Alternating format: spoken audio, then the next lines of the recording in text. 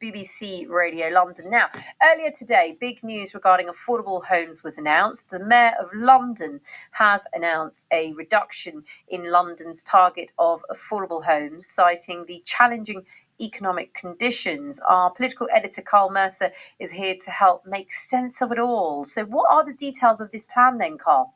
Introduce me like that because it makes it sound like you got all was I faded up then? I said I do worry when you introduce me like that. Yeah, it makes it seem like I know everything, but I'll give it a crack. Let's try. Let's talk through the numbers anyway. So the government does set targets for City Hall and for all authorities what they're supposed to build out. Yeah. The previous targets in London for affordable housing starts was 23,900 a year. Today, that's been shifted downwards in agreement between the mayor and the government. So it's gone down from 23 to 17,900. That's significant. Which is about 6,000. It's about 22% drop in the target. And you go, well, does it make a difference? I mean, if they're not building enough anyway, because last year in London they only started just over 3,500 affordable homes. So you think, well, does it matter if you say 18,000 or 25,000? Doesn't really matter if you're not going to build them. Sure. But I think some people in the housing sector would argue, look, at least if you set a higher target, it shows a bit of ambition and it gives something for the industry to work towards and gives them a clue of the direction of travel. Once you start bringing those targets down, do you perhaps then not see quite so much delivery because there's not as much urgency? The City Hall riposte to that would be, look, if we set up a target of 17,000, it means we can super concentrate on sites and make sure those ones get built rather than spreading our net a bit wider and going on some schemes that might not work and might be longer term. So to be clear, from what you're saying, and just so our listeners get a clear understanding here, there's been a reduction in targets to make it easier to achieve the initial targets. Well, that would be a kind way of putting it. I think if you're a political opponent of Sadiq Khan's and the government, you would say they've simply moved the goalposts to make it look like they've made the targets more achievable. Yeah. So they've got more chance of achieving them. And that is exactly what some of the opponents have been saying that I've been talking to today. And they say, and saying, look, doesn't matter where City Hall puts the targets, at the rate they're building it at the moment, they're not going to get there anyway. So, I mean, see, an interesting time actually in housing because we had a lot of announcements this week, haven't we? Just about what's been going on. The overall reaction then is clearly not going to be positive to this, even if City Hall is, as you've said, spinning it to say that no, we really want to get the work done. I mean, there will be plenty of people who are not positive about this. But as I was saying, I think it's been quite an interesting week in housing in general. On Friday, of course, we had the mayor did this big U-turn, didn't we, and said, I want to build on the Greenbelt. Yeah. Absolute kind of turn face on what he'd always said before, saying that's fine. Yesterday, we were reporting about housing associations in London who build all the affordable housing, saying their numbers have gone down 66% over the last 2 years. And then we have this announcement today. So I kind of feel there's something going on where people now feel there is the environment where they need to say the things publicly that they have been saying behind closed doors for the last few years. I think everyone knows it's been heading towards this point, and now everyone's gone, oh my goodness, we really need to do something, say something, just to highlight to people how serious the house building crisis is in London. And also, I guess, manage expectations of what will or will not be built in the coming years. Thank you so much, our political editor, Carl Mercer. Actually, you did. You helped us make sense of that. So thank you. Wow. You did exactly what you said you would do. I can come again. Always. Our political editor, Carl Mercer there. And, of course, you can get him and watch him, catch him on BBC London News at 6:30 today. Now, listening to Carl Mercer there was Suzanne Mooner, who is co-founder of SHAC, the Social Housing Action Campaign. Suzanne, thank you for joining me on Radio London. Firstly, what is your reaction to the story this afternoon? I think it's quite important to just be really clear about what we mean when we talk about affordable housing, because I think it's a very misleading term it makes it sound like compared to our salaries, this housing is affordable. Actually, what it means is that it's any rentals that are anything up to 80% of the full market rent, which of course, where you've got a very overheated rental market like London, that isn't really affordable at all for a lot of people whose salaries have just not kept up with the rising cost of rents.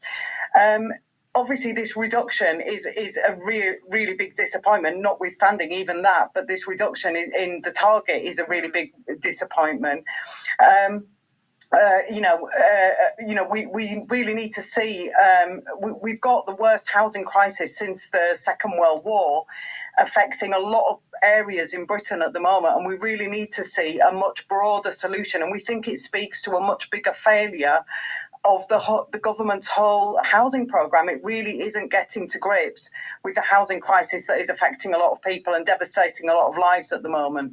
What needs to be done? How can we ever, do you think, get on top of this? How do we solve the housing crisis in the capital, would you say, Suzanne?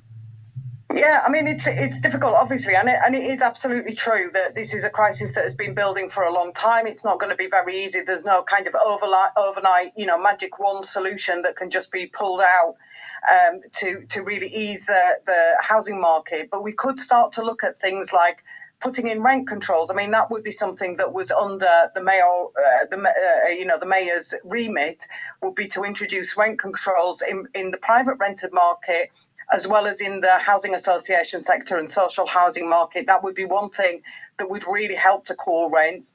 We need to look at the empty properties that are dotted around London. There are about 500,000 across the country, empty properties that have been standing empty for a significant period of time, which could be brought into use. And it's actually much greener and better for the environment to refurbish rather than to demolish and start rebuilding. So we wouldn't have to build on green land if we looked at using some of these properties and brought them back into use as social housing. And the other thing I think is we really need to build more council housing. We need to keep this housing under democratic control. I mean, you've been talking about the problems with housing associations. Yep. We now see them very much as part of the problem, these big corporate social landlords. Actually, we need to bring the housing back under council control, which is where it's been lost. Well, I mean, some would say councils have enough on their plate. Firstly, councils, some of them on the brink of bankruptcy. Do we really then want to put this added pressure of council housing on them? It's actually the other way around. It takes pressure off councils, because what we are seeing is that councils are going into, on the brink of bankruptcy or about to declare bankruptcy in some cases. And one of the major contributing factors is the amount that they are paying out on temporary housing. And what we're seeing is that private landlords and housing associations actually are converting properties for use as temporary accommodation and then charging councils through the nose for these properties. So the cost of temporary accommodation has gone up and up and up. There is a mass of evidence, really good academic standard studies that have been done, which show that council housing pays for itself within a very short space of time. It helps to stabilise communities. It helps to reduce antisocial behaviour if it's well managed. It needs to be well managed. So actually what we're doing by building council housing and investing in council housing is we're taking the burdens, some of the burdens that they've got already off the shoulders of councils, and they desperately do need that. What would you say to those that will say, well, living in London has always been costly? Earlier on, you were referencing the point of rent controls. Well, there's never been a decade where rents have been high. It's always been the case. But with being in a cosmopolitan city like London means you're going to have to pay London prices. What would you say to those individuals who feel that way? Perhaps even landlords who are thinking that? Well, if those people are living in London, they will also know that we need people whose salaries are not going to be high. They are the people who drive our buses, who sweep our roads, who empty our bins. We need people to be able to live in London. We need key workers who are able to live in London, to work in our schools, to work in our hospitals. So we need workers in the capital. We can't just have a capital city that is full of super rich people who can afford to pay very, very high prices. We need the services as well, and we need the people who deliver those services, which are absolutely essential to London. And we saw that, of course, didn't we, during COVID, just how important these key workers are. But they are being pushed out of London. I mean, your point on the very high prices means that those people are moving further and further out to the suburbs. Not only does that put pressure on the transport system, but it also takes a lot of money out of their salaries because they are having to pay very high prices to commute into London. And for them, often, they will reach the conclusion that actually it's just better for me to move out of London altogether. Can I ask you as well, Suzanne, we've been reporting it throughout this week, for many, complete and utter shock when we heard from Mayor Sadiq Khan looking at possibilities and options of building on the Green Belt. I just wonder, what's your thoughts on that? Yeah, this is why we think there are much better options that should be explored. Like I say, there is a huge amount of empty property in London that could either be, converted for social housing, or is already housing and just needs to be refurbished. But the manifesto, the Labour government manifesto, and of course, that filters through to the GLA. Is this pressure or this obsession with building and trying to get people onto the property ladder. And that's when you see ideas like, let's build on the green belt coming into play. We would lose so much if we lose that green belt land. London is one of the greenest cities in the world, and that really needs to be kept that way. It needs to be kept that way for people's mental and physical health. And not to put too much pressure on the environment. So there are other options that could and should be explored, but we need a holistic strategy for actually solving the housing crisis, not just this single focus on let's build as many properties as we can and just throw them up wherever we can put them and work with anyone who's prepared to work with us. We need to have something a bit more nuanced than that and a bit more strategic, really. Just finally, for any of our listeners who are not aware of SHAC, it's titled the Social Housing Action Campaign. Can you just tell us about what SHAC does?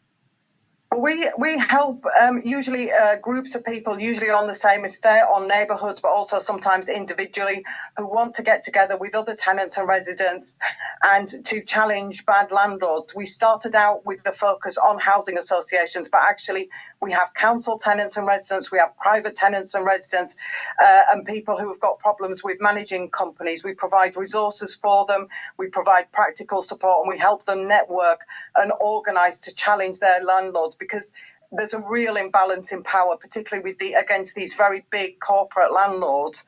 There's a real imbalance of power. And so, we help to create a network and a community around them that helps rebalance that power a little bit and share and support each other. And we are, we don't have any cost. People can join us. We're absolutely free.